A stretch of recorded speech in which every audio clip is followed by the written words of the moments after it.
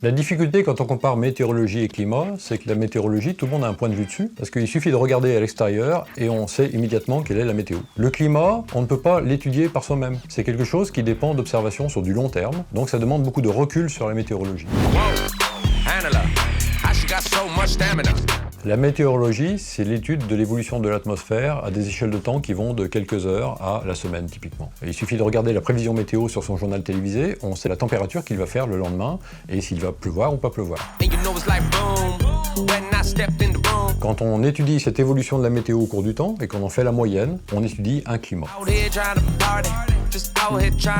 La définition qu'en font les climatologues, c'est la météorologie intégrée sur 30 ans. 30 ans, c'est la définition d'un climat, qui donne par exemple un climat océanique en France, un climat aride au Sahara, un climat continental au cœur de la Russie.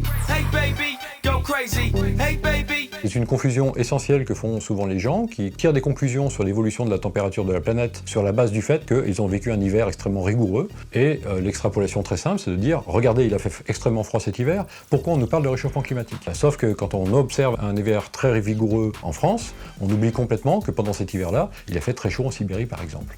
Et effectivement, il faudrait discuter avec une personne qui vit en Sibérie pour s'en rendre compte.